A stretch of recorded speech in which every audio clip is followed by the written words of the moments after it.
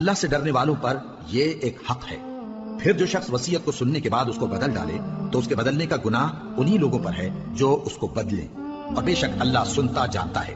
اب اگر کسی کو وصیت کرنے والے کی طرف سے کسی وارث کی طرفداری یا حق تلفی کا اندیشہ ہو تو اگر وہ وصیت کو بدل کر وارثوں میں صلح کرا دے تو اس پر کچھ گناہ نہیں، بے شک اللہ بخشنے والا ہے، رحم والا ہے۔ مومنو، تم پر روزے فرض کیے گئے ہیں جس طرح تم سے پہلے لوگوں پر فرض کیے گئے تھے تاکہ تم پرہیزگار بنو۔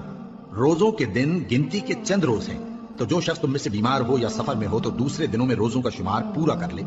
اور جو لوگ روزہ رکھنے کی طاقت رکھیں لیکن رکھے نہیں وہ روزے کے بدلے محتاج کو کھانا کھلا دیں، اور جو کوئی اپنی مرضی سے زیادہ نیکی کرے تو اس کے حق میں زیادہ اچھا ہے، اور اگر سمجھو تو روزہ رکھنا ہی تمہارے حق میں بہتر ہے۔ روزوں کا مہینہ رمضان کا مہینہ ہے جس میں قرآن اول نازل ہوا جو لوگوں کا رہنما ہے، اور جس میں ہدایت کی کھلی نشانیاں ہیں اور جو حق و باطل کو الگ الگ کرنے والا ہے۔ تو جو کوئی تم میں سے اس مہینے میں موجود ہو چاہیے کہ پورے مہینے کے روزے رکھے، اور جو بیمار ہو یا سفر میں ہو تو دوسرے دنوں میں روزے رکھ کر ان کا شمار پورا کر لے۔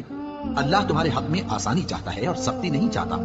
اور یہ آسانی کا حکم اس لیے دیا گیا ہے کہ تم روزوں کا شمار پورا کر لو، اور اس احسان کے بدلے کہ اللہ نے تم کو ہدایت بخشی ہے تم اس کو بزرگی سے یاد کرو اور اس کا شکر کرو۔ اور اے پیغمبر، جب تم سے میرے بندے میرے بارے میں دریافت کریں تو انہیں معلوم ہو کہ میں تو تمہارے پاس ہی ہوں، جب کوئی پکارنے والا مجھے پکارتا ہے تو میں اس کی دعا قبول کرتا ہوں۔ تو ان کو چاہیے کہ میرے حکموں کو مانیں اور مجھ پر ایمان رکھیں تاکہ نیک رستہ پائیں۔ روزوں کی راتوں میں تمہارے لیے اپنی عورتوں کے پاس جانا جائز کر دیا گیا ہے، وہ تمہاری پوشاک ہیں اور تم ان کی پوشاک ہو۔ اللہ کو معلوم ہے کہ تم ان کے پاس جانے سے اپنے حق میں خیانت کرتے تھے، سو اس نے تم پر مہربانی کی اور تمہاری حرکات سے درگزر فرمائی، تو اب تم کو اختیار ہے کہ ان سے مباشرت کرو۔ اور اللہ نے جو چیز تمہارے لیے لکھ رکھی ہے یعنی اولاد، اس کو اللہ سے طلب کرو اور کھاؤ اور پیو یہاں تک کہ صبح کی سفید دھاری رات کی سیاہ دھاری سے الگ نظر آنے لگے، پھر روزہ رکھ کر رات تک پورا کرو، اور جب تم مسجدوں میں اعتکاف بیٹھتے ہو تو ان سے مباشرت نہ کرو، یہ اللہ کی حدیں ہیں، ان کے پاس نہ جانا۔ اسی طرح اللہ اپنی آیتیں لوگوں کے سمجھانے کے لیے کھول کھول کر بیان فرماتا ہے تاکہ وہ پرہیزگار بنے، اور آپس میں ایک دوسرے کا مال ناحق نہ کھاؤ اور نہ اس کو رشوتاً حاکموں کے پاس پہنچاؤ تاکہ لوگوں کے مال کا کچھ حصہ ناجائز طور پر کھا جاؤ، اور اسے تم جانتے بھی ہو۔ اے پیغمبر، لوگ تم سے نئے چاند کے بارے میں دریافت کرتے ہیں کہ گھٹتا بڑھتا کیوں ہے؟